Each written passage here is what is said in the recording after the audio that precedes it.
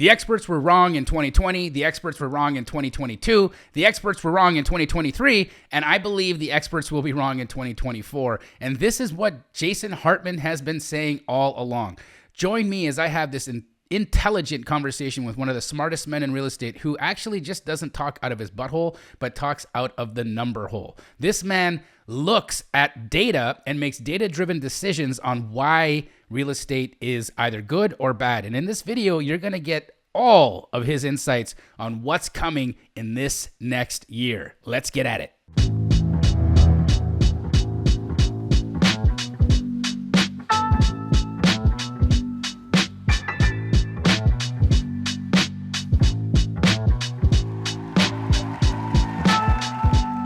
Jason, man, first I want to say the fact that you and I are having this conversation is actually really meaningful to me, because I remember when I first saw you present at the Family Mastermind, you presented an argument which I thought was just so well researched. You were the first person, I have to say this, you're the first person I've ever met in this space of analytics, of like real estate analytics, who spends time researching numbers and understanding the data to make predictions so that you can actually make appropriate moves with your business. Right now, of course, YouTube, hi, it's me and Jason Hartman. This man, I'm telling you, when we get into what we talk about today, you're going to have an understanding of where 2024 is going to go, how you should be actually maneuvering yourself, positioning yourself, and aligning yourself to capitalize on what is going to happen. Listen, real estate is a beautiful thing, either when it's going up or going down. Like anything else, it's where you place your bets. And so today, welcome Jason Hartman to my YouTube channel. I love you, brother. And I want to talk about 2024, right? I'm at our wholesale business right now, Keegley. You know, we're nationally franchised, so we got offices all over the place. And it has just like, the moment that the news came out that the Fed was planning to drop rates, right? The 10-year treasury, the bond yield, you know, did its thing, and then mortgage rates did its thing, right? And people went nuts. They're like, okay, we got to get our flips in order. We got to have inventory in place. We, you know, the lock-in effect is something I want to get into, but people are moving, right? The fix and flippers are moving. The buy and holder guys are moving. People are starting to actually take action and purchase property again. Now, my question to you is this a false start? Yeah, good question. Good question. Well, Jamil, yeah, I'm glad to be here, and I hope I can give some really good insights as to where we've been, where we are now, and where we're going. The most important thing of all, right? I don't think this is a false start. We're all happy to see that the Fed pivot is finally upon us. You know, I was very critical of the Fed because I think Jerome Powell let the easy money run way too long. He kept saying inflation was transitory, and it was for a short time with the supply chain issues, but it wasn't for nearly as long as Powell said it was. Right. And then they tightened way too quickly. Yeah. And I mean, historic interest rate increases. And you know, Jamil, one of the amazing things is, I mean, everybody should just really appreciate how incredibly resilient our favorite asset class is. I mean, what other asset can you take the cost of money and triple it? You raise it by 300%, basically. Right. You triple the cost of money on a credit-based asset like real estate, and it still appreciates in value. I know. I mean, what other asset can be that resilient? You know, there isn't one, right? There, you can't say the U.S. dollar is, right? You really can't. You can't say that because we've seen what happens with that. I mean, look, the whole crypto phase, I'm happy it's kind of doing its thing. Although I do own a Bitcoin right now, and I'm like, damn. But you know, I did that. I bought a Bitcoin at $6,000, so I'm like super happy, and I have one, and that's all I'll ever do in the crypto space.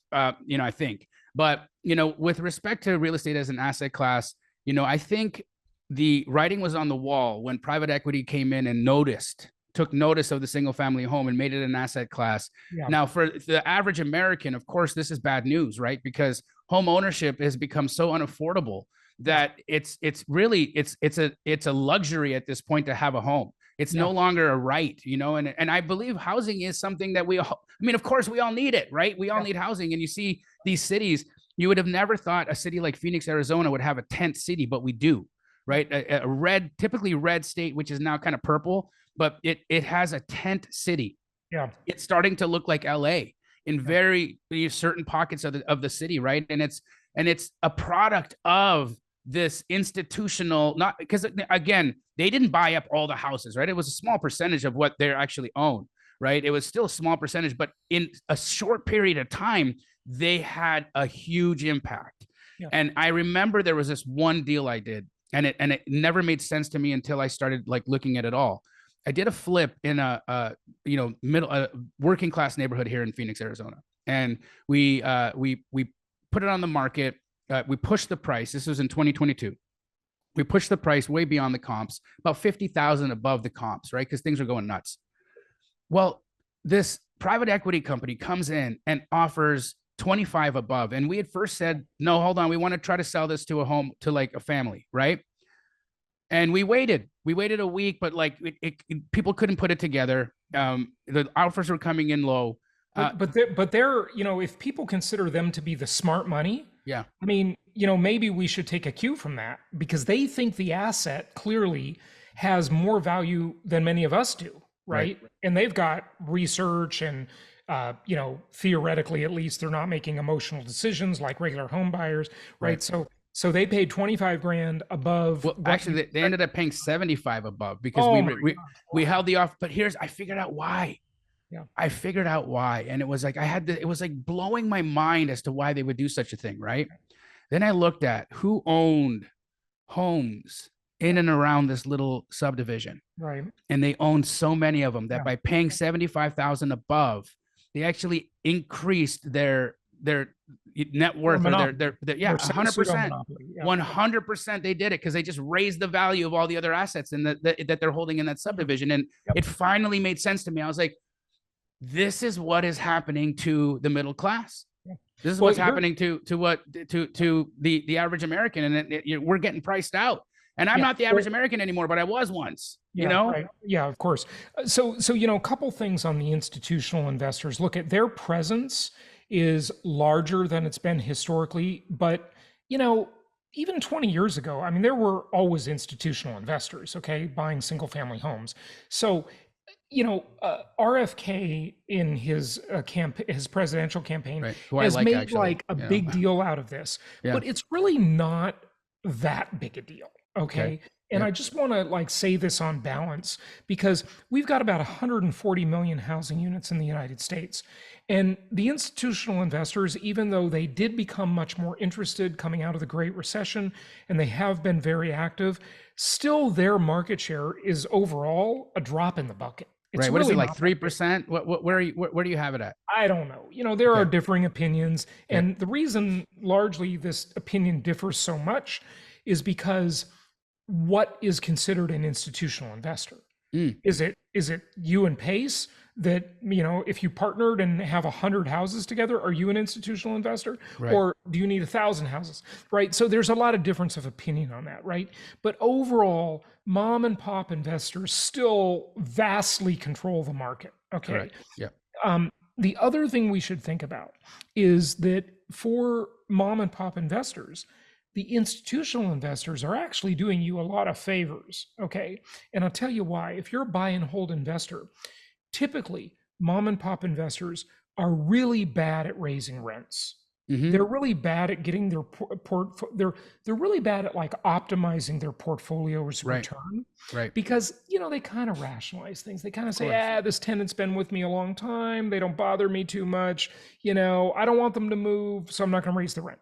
Where really, to be a good landlord, and tenants will hate this, but you should raise your rents on average of about 4% annually. Now, the past couple of years, we saw rents go much higher than that. But on average over time, at least keep up with inflation, right? In your rent increases, because your cost of maintenance gets higher too, right? It does. It all did. So look, the institutional investors, they're not that big a deal, okay? So I just want to say that on balance. But let me show you a couple things that I think will be really interesting. Please. And I'm going to share my screen and show a couple of charts here. And I want to talk about, Jamil, why the experts got it wrong. and why I, your humble guest, got it right. Okay. Love it. Love it. Because I have been just viciously trolled for being too optimistic. People said, they would comment on my YouTube videos or when I'm a guest on someone else's show, the past several years. Oh, this won't age well. Hartman's going to be wrong. Hartman's just, he's just talking his book, right? Because, we sell properties to people nationwide, right? My company. Of course. And, look, it's just data, folks. I mean, when the data changes, I'll say something else. Right. But I'm just telling you what the data is. Decide for yourself, folks. So here's the reason, one of the major reasons so many of the experts got it wrong, okay? And I'm just taking it for the last year and a half. Of course, they got it wrong in 2019. They got it wrong in 2015. They got it wrong in 2012, okay? Mm-hmm. But let's just take recent history and go from the point of the rate hikes. Okay. So when we saw these historic interest rate increases and the massive tightening by the Federal Reserve, everybody again renewed their predictions that the market would crash. Yes. Of course, they said that during COVID. They said that in 2019. They said that when Trump was elected in 2016. Yada yada. They say throughout history. But this time, it seemed like they were right because the cost of housing dramatically increased. Sure. Housing affordability got to its worst point in 4 decades. Right. 40 years, it got really expensive. And transaction volumes plummeted because housing affordability plummeted at the same time. So, in a very good year, you might have nearly 6 million homes transact, right? That would be a really good market where realtors were making a lot of money, lenders were making a lot of money, settlement providers were making a lot of money, home warranty companies were making a lot of money, appliance companies were making a lot of money. All the contractors were super busy. 6 million transactions a year, give or take, okay? But we saw transaction volume go down to like 3.8 million a year. So all the realtors were complaining, they're all starving, they're all really saying things are terrible, okay? So since the rate hikes, give or take, about 5 million homes have transacted. That's much lower than normal. That's about a year and a half, okay? Right, but better than expected. Better than expected in volume, but what people were really thinking that would lead to is price declines. Yeah. When we had price appreciation even then, okay? Right. So if you look at this chart, all of the experts looked at this point of the chart. This is a chart of national payment to income ratio. Mm-hmm. And payments for new entrants into the market, those 5 million people I talked about, got really high because prices had run up so much and now mortgage rates were up higher. And so the cost of housing became very unaffordable for the worst point in 4 decades, in 40 years. So they were looking at this and saying, oh my gosh, with these 5 million people that have transacted, we're going to have a crash. Nobody can afford a home. And that myopic view seemed intelligent. Mm-hmm. But here's what was wrong with it. And this was a giant flaw in their logic. 25% of the people in the country had mortgages at or below 3%. Mm-hmm. 65% of the country had mortgages at or below 4%. And 42% of the country had no mortgage at all. So the focus was on the people who were transacting after the rate hikes. And that was a much smaller number. But what the focus should have been on is the 135 million homes that were either purchased or refinanced during the lowest rates in history during the COVID era. Right. These people, no problem. 135 million people, locked super in, affordable, super comfortable. They had the lock-in effect. Of course. Yep. And their deal was and is still so good that they're not going to part with their deal. Right. Like literally, one of the trends that demographers always look at is the baby boomers. And the baby boomers who are now empty nesters. They have millennial children that, have largely moved out. A lot of them haven't. And I can go over some really interesting stats on shadow demand that Yep. you haven't seen before, by the way, Jamil. This is new Okay. because I just did this research about, over the last 2 weeks. And these empty nesters would normally move down and they would travel more. They would buy a smaller house. They don't need their big house anymore. Mm-hmm. But guess what? Their big house is cheaper to own than moving down to a smaller house. Right. Right. Because they've got such a cheap mortgage. Right. So they're not moving and they're not selling. People aren't willing to sell because they don't want to give up this good deal. And guess what? This good deal is hardly temporary. They have 27 to 28 years left on this great deal. Right. Okay. Now, it's fair to say with a Fed pivot and rates coming down. Yeah. What if we get to 5? What happens then? Well, yeah, that's a good question. So will inventory increase as rates come down? And the answer is yes. There will be, as the delta gets smaller between these incredibly cheap rates all these people have and the new rates where they would buy a new house and trade, some will peel off as this difference becomes smaller.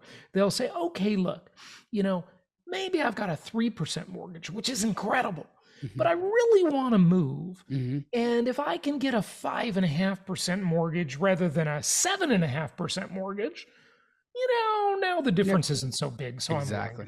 Yep. So more transactions will occur, but also housing affordability will improve. And if you improve housing affordability into a low inventory market like we have, what does that do? It just makes prices go up higher. Go up higher. Yeah. Okay. And so we can look at inventory in the moment, but it's really important for people to understand. This is, I think, the major reason the experts got it wrong. They predicted a crash. They predicted, just a market that went the complete opposite way. Right. Okay. They just got it totally wrong. They screwed up royally.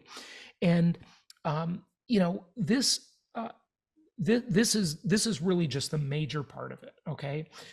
I did a survey where, and in fact, I can show it to you. So we'll leave that till later, because some people say the elephant in the room is unemployment, right? What if there's mass layoffs, Jason? Yeah. Then you're going to be wrong, right? But I don't think so. And I can show you that too. Look, we've got a situation here where, many people have seen this. This is the debt. My goodness, dude. I remember when that was at 16 trillion and I was like, what are we going to do? Look at it right now. And now it's actually at 34 trillion. This screenshot's a little out of date here, actually. My goodness. So look, the government has a giant problem, Jamil, and that is the fact that it only takes in about $4.7 trillion a year in revenue, yet it spends well over $6 trillion a year. So there's this massive deficit. Every year it gets worse and worse because, Ronald Reagan, he had this great saying. He said, to say that the government spends like a drunken sailor is an insult to drunken sailors. I love that. And it's true. Gosh. Yeah. So what does the government do? That's the fair question to ask to get out of this mess. Well, they could break their promises. They could say, look, we can't afford to pay for all these government programs anymore. They could raise taxes. They could do all these things. But all of those things really don't work mathematically, and they don't work for the economy, and they cause revolutions and riots in the streets. So the thing they're most likely to do is simply inflate their way out of the debt. And what do I mean by that? I mean that they basically just keep printing more money. They keep manufacturing more fiat currency out of thin air. Right. And what that does is it devalues all the existing savings, stocks, bonds, mutual funds. It devalues all of these things. But guess what else it devalues, Jamil?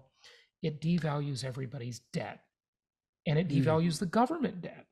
So what happens here is if you pay the debt back in cheaper dollars. So if the government, and this is why this is the business plan of governments, they love this business. It's what they're going to do. So all I'm saying, my message today is align your interest with the most powerful forces the world has ever known. Governments and central banks. They're by by the way, great. that's some AI funny balloon thing. I love it. Whenever I do But a it, piece it, it, on was, it got excited by that. It was like, I you know. got it, Jason. Yeah, yeah. I don't know how to turn that thing off. That's all good. If you're listening on audio only, you didn't see it. But anyways, Zoom just puts that on there. So look, if the government owes $1 trillion to China, okay, which it does approximately, and there's 10% inflation, whether you have 10% in 1 year, 2 years, 3 years, it doesn't matter. There's 10% inflation. The government basically got a $100 billion discount on the its trillion, debt. right? Yeah. So basically, it's now paying the debt back in cheaper dollars. I have a name for this. I trademarked many years ago. It's a mouthful. I call it inflation-induced debt destruction. Okay. An income property, unlike other assets, has all of these beautiful multidimensional benefits that you get inflation-induced debt destruction, you get leverage, you get tax benefits, you get all of these incredible benefits that most people don't see. They think income property is, oh yeah, it goes up in value, and I got some positive cash flow. They think of it really like simply. Yeah, it's zero. Like it's just very like I totally agree. But there's so many things. There's mortgage pay down. There's depreciation. Yeah, there's right. appreciation. There's forced appreciation if you go that route. There's so many, right? There's just so many opportunities to and then cash flow was the last of the things, right? There's like so many different ways that housing creates either a tax benefit or look, saving money is as good enough, if not better than actually making it. Yeah. Right. Yeah. So it does an incredible job, and housing is one of the only, actually, I'm going to, the viewers will probably hate this, but I'm going to share it. I bought a Rolls Royce last year. Right. Oh, I love Rolls Royce. Great. Right. But like, I don't drive it.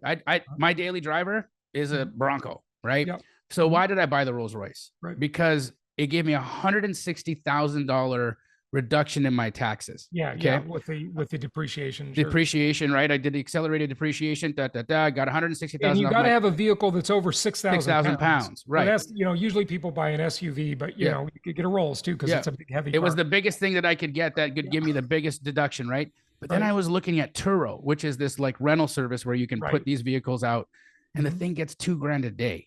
Now it doesn't get rented out every day, but it cash flows like $10,000, $12,000 a month off my before my after debt service. Was the Rolls? It was 375,000. I bought it. I bought it used. It was used, yeah. So that's probably 2 years old. So that's you get most of the depreciation. They probably paid $470 for it, I'm guessing. Right. And how much do you rent it out? Like, what's your average days per month at 2,000? Like, it's probably getting like 12 days. Yeah, 10 to 12 days. And that's in Phoenix, right? Right. Put that thing in LA. Yeah. Put that thing in LA, and it's gone. It's gone. Yeah, 20 but in days. LA you have so much crime. I know. It might not be safe to drive in LA. But that's fantastic. That's it's actually outperforming my rental proproperties. Yeah. But which is so dumb. Like I can't even believe I'm saying that, right? Like it's like, but that's how it works, And so I have a question, because we're talking about income property and rent and like the mom and pop investor for rentals. I've been seeing this incredible shift that's happened in how rentals are being managed and the way that they're being delivered to the marketplace now, because you have all these accidental landlords from the lock-in effect that are not gonna they're not gonna divorce their home. They may actually they're not selling. They might even go rent. They might even go live where they want to go live, rent out the house, help the arbitrage wherever they're living, and it like makes sense, right? So they've realized, Jamil, their mortgage is an asset. 100%. The debt is the asset class. Right. Yeah. Right. Which is a new asset class, which my brother Pace Morby is out there like beating the drum. He's like, you dummies don't understand.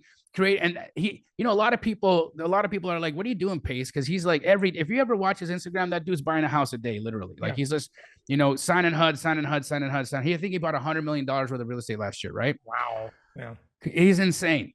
But in a good way, right? Because he told me his master plan, right? We sat down one night. We were at the Sinaloa Hotel in Detroit, and like for 3 hours, this guy whiteboarded for me his plan, what he's doing. Because he recognized that debt is the asset class, right? Yeah. So for he's 20 collecting debt. years, Yeah. for 20 years, I've been saying most people consider the property to be the asset and the mortgage to be the liability. Right. But the mortgage is part of the asset too. Right. Okay. Right. So go ahead. Yeah. When you're at that rate, right? When you're at those rates, after that, it's a different story. When you're in, 6, 7, 8%, it's nah. Well, But I would 2, argue 3, with 4, that. okay. Here, let me argue with that. Okay. Okay. So think of it this way. Say you're at 6%. Okay. Okay. And that's a 6% mortgage. And what you ideally want that we had during the COVID era is negative interest rates. And what that means is this, that the rate of inflation is higher than the interest rate you're paying. So Right. that means that your money is going down in value at a rate higher than the interest rate on the mortgage. So if you borrow the money today, you get the value at the value of the dollar when you borrow Right. it. Because of the inflation debt destruction that you were talking about earlier. Debt destruction, and you pay it back in cheaper dollars. Okay. But so if you borrow at 3% and inflation is 5%, you're making 2%. Right. But it's actually quite a bit better than that. Here's why. Number one, the mortgage interest is tax deductible. So if you're, and it depends where you live and how much you make and all the rest, right? But assume your tax rate combined state and federal is 40%. Yep. Okay. So if you've got a 5% mortgage, okay, then you're paying what, 50% would be 2.5. So say you're paying like 2.8% net after taxes, right? And say inflation is only 3%. Say we're in a low inflation environment. You're getting paid to borrow right there. Okay. But wait, there's more. Okay, as they say on late night TV, but wait, there's more. Because real inflation is much higher than what I call the CPI. Right. Okay, Right. the CPI, the Consumer Price Index, is massively understated. They understate it in three major ways: weighting, substitution, and hedonic indexing. We don't have time to talk about all that today, but just trust me, the CPI is massively understated. Anybody who knows what they're talking about will agree.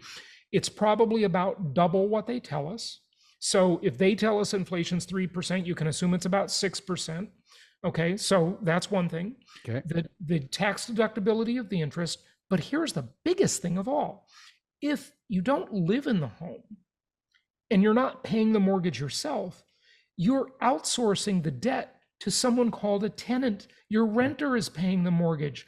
So your return becomes infinite. Look, folks, why do you think so many people get rich in real estate? Right. These are only some of the reasons. There's so many multidimensional reasons why. But yeah, it's incredible. It's incredible. It is. And I saw this, there was this tweet rolling around where it's, Robert Kiyosaki, love him or hate him, whatever it is. He says, I'm $1 billion in debt. And then somebody tweeted, he should have read his book. Yeah, actually, idiot, you should have read the book because what he's talking about is that, look, he's not paying taxes. He doesn't have to pay taxes every year, right? And when I wrote my $900,000 check to the IRS one year, Pace got a refund. The biggest one I ever wrote was like $517,000. The worst feeling in the world, dude. It was the worst feeling. That's when I started understanding tax strategy because I hadn't really gotten it yet. I was like, because again, I'm a scrappy dude. Nobody taught me this. Mm-hmm. I had to beat my way through it, right? I had to learn the lesson. Anything worthwhile, it's not like they teach this stuff in school, folks. Okay, you got to learn this stuff yourself. Yeah, you do, and it's trial and error, right? So when you're writing that check, and it literally, it's like you feel like you're gonna vomit every number that you write, and then all of the things, right? So that's when I really understood tax strategy was massively important.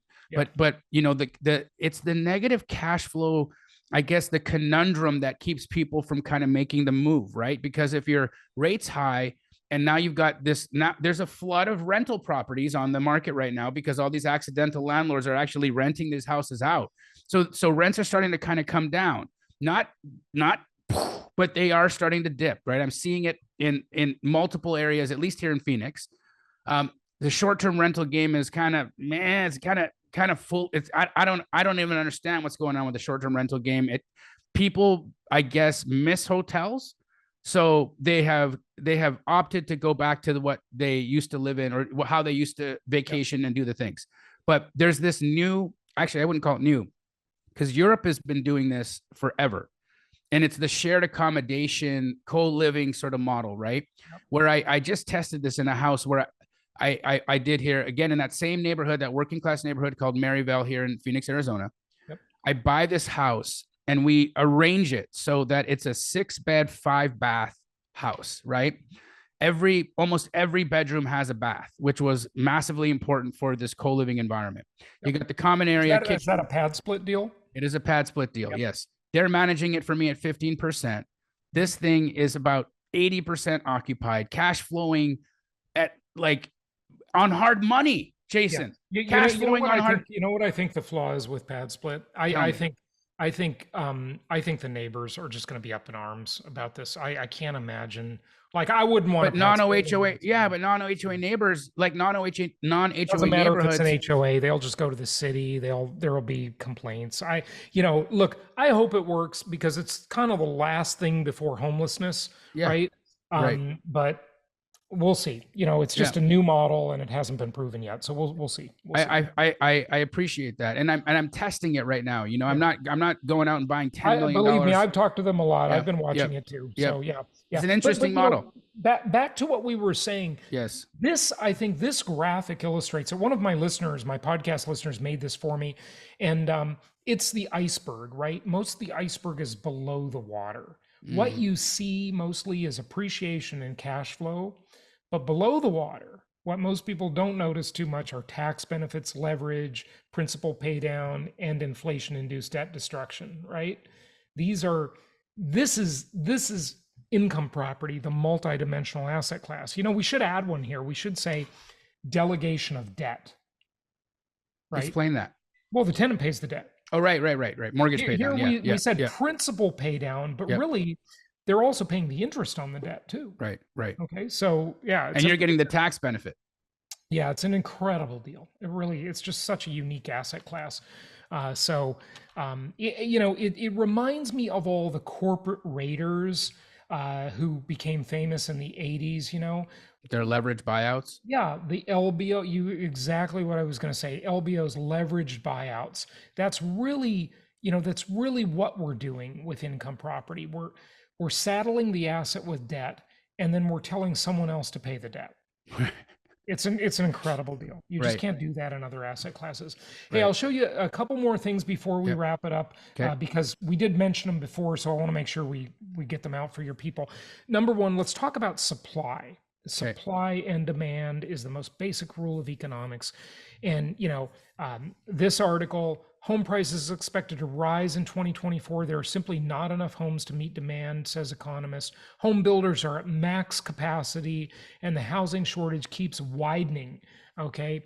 Even with stellar new home sales, they're not building fast enough to overcome a towering housing deficit. Okay. And this chart from Freddie Mac is really telling. It just shows you for sale inventory and rental inventory. It's just massively undersupplied in this country. The only real solution is to build more houses. The government is just focusing on the silliest things. They always mess it up.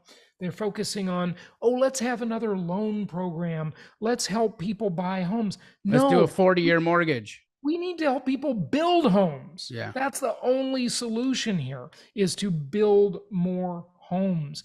This article from The Atlantic says that the housing shortage is as many as 7 million units. We've all heard the numbers of like 3.5 million, 5 million. Yeah. This one says 7 million. Wow. Okay. Undersupplied. I talked about, we all probably saw this movie, Failure to Launch, this funny movie from 2006. Yep. Okay. And there are 22.5 million people between the ages of 18 and 29 living at home with their parents. Okay. Now let's just look at some stats here. This is kind of interesting. Okay. By the way, more men are living at home than women. It's interesting. This is the population pyramid. And if you look at it closely, in this demographic of 18 to 29, it's giant. We've got a really fat, good demographic pyramid in the US. This is the way you want to see it. Now, it won't always be this way, because at the bottom of the pyramid, the really young people, they're coming up, and we are going to have a population a baby bust coming. Decline, right? Yeah. You don't have to worry about that until about 2048. Okay. So you got a while, but it's coming. It's definitely coming. Okay. So this demographic this cohort is about 45 million people. Okay. Half of them living at home with parents. So the average household size in the US is 1.8 adults. Okay. This represents what I call shadow demand. During the Great Recession, we heard a lot about shadow supply, meaning housing inventory that hadn't yet hit. I was hearing that a lot, and there were a lot of analysts were saying, we don't have an undersupply. We don't know. There's a massive oversupply happening right now, and it's going to come dumping on the market, which we never saw. Well, it kind of did roll out slowly on the market, but that was back in 2008, 2009, 2010. Right. Now we have the complete opposite problem. No, I'm talking about recently. I was on a podcast with Bigger Pockets, and we had some analysts on there, and they were literally saying that there's a shadow inventory of housing units that apparently it's just like nobody's talking about it. It's there. And it's like, come on, guys. A lot of that came from Nick Girelli, who got pretty famous with this Airbnb study. And he was just making huge leaps in logic. He was wrong. Okay, I've invited him on my show. He said yes like 2 or 3 times, but he never shows up. He never does the interview because I really want to talk to him about this stuff. His presentation's great, but he just makes like these leaps in logic that never happen, right? Yeah. And this shadow inventory, they said there were like 1 million Airbnb properties that all hit the market. Yeah. And they would crash the market. They would crash the market. Never happened. Right. Why? Well, the rates. Number one, no, there's a few things. Okay. Number one, nothing ever happens all at once. Sure. Okay. It's always a slow process, first of all.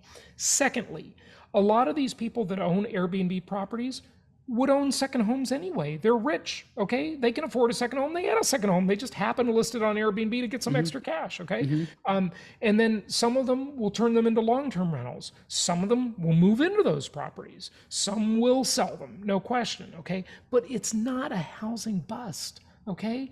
We ended the year with 499,000 homes for sale in a market where the overall supply is 140 million homes.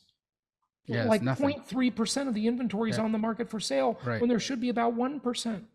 It's like crazy talk. Yeah. But this shadow demand is 12.5 million homes needed. We only have 499,000 for sale. Now, of course, just like anything, like the last argument, this demand does not occur all at once. Right. It occurs over the course of many years, but it will occur. Okay, it will occur. So anyway, look, inventory year over year from a year ago is lower. We are down in inventory by 10.3%, and we are down in inventory. It's 49.3% lower than it was in 2019. We have half the inventory. We need 700,000 more homes for sale to be normal inventory. Right. So, and that's like 6 months supply, right? In the market. That's 6 months supply. And we're not anywhere. And that was so interestingly enough that you bring that up. 2.5 months supply now. Exactly. We're at 2.5 months. So I think the data points to watch, if you have fear, if you're the pessimist, a scary Larry out there, Larry, right? If that's who you are, watch months of supply and days on market. And that's going to tell you exactly why you're wrong. Yeah. That's it. Yeah. When you see the inventory get to 1.2 million homes, then we'll be at normal. If it gets worse than that, you should worry. Right. Yeah. Right. Love it. Yeah. Jason, my goal, my hope is that the viewers watching this, listen, this is really important information to share. Why? Because you're probably sitting on the fence wondering, is real estate the move for me? Is this the play for me right now? My opinion is absolutely, right. I don't just say that because I have where I teach people how to buy and sell. In fact, guys, I'm a wholesaler. I'm the opposite of the buy and holder, right? I'm like, get it, toss it, get it, toss it, get it, toss it, get it, toss it. That's what I do. But there's a massive, massive argument here for even that for me to keep like 1 out of every 10 houses I wholesale. When I get that sweetheart deal, I should just suck that baby up. And hold it. And I'm imploring people, listen, not only should you have an educated opinion about this, don't be that person. Because you guys come into my comments and you're like, housing market's going to crash. I can't wait till it crashes. I can finally buy a house. Scary Larry, listen, it's not going to happen. It's not going to happen that way. Life doesn't work like that. It's not 2008 again. What we saw there was a completely different set of circumstances. Right.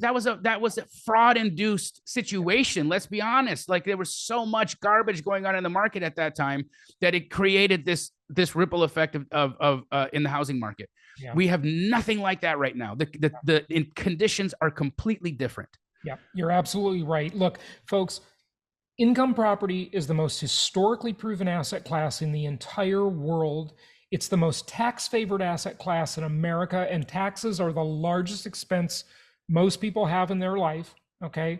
So you got to learn how to save on taxes. Jamil talked about that, and get the right assets with multi-dimensional characteristics that make them work, okay? There you go. So do that. And, if you want more on this stuff, please check me out on YouTube. Guys, please. What give us all your socials, please, Jason. Sure. So just look up Jason Hartman on YouTube or any podcast network. My main show is called The Creating Wealth Show. I've been producing that for 19 years now. So my YouTube channel or podcast or my main website is just my name. It's jasonhartman.com. So amazing. Jamil, thanks for having me, buddy. It's always great to talk to you. And I'm so glad you're on the mend and you're recovering from everything. You've been through some challenges lately. So it's really good to see you. Love you, brother. Guys, like, subscribe, share, educate your neighbors, educate your parents, educate your kids. It's important. Till the next time, we're out of here. Now, I bet you feel smarter after that. Do me a favor and share this with people so that they can also become smarter as well. And again, if you liked this video, do me a favor, like it, because you probably didn't do it the first time I said it, and subscribe to this channel because it will make you smarter.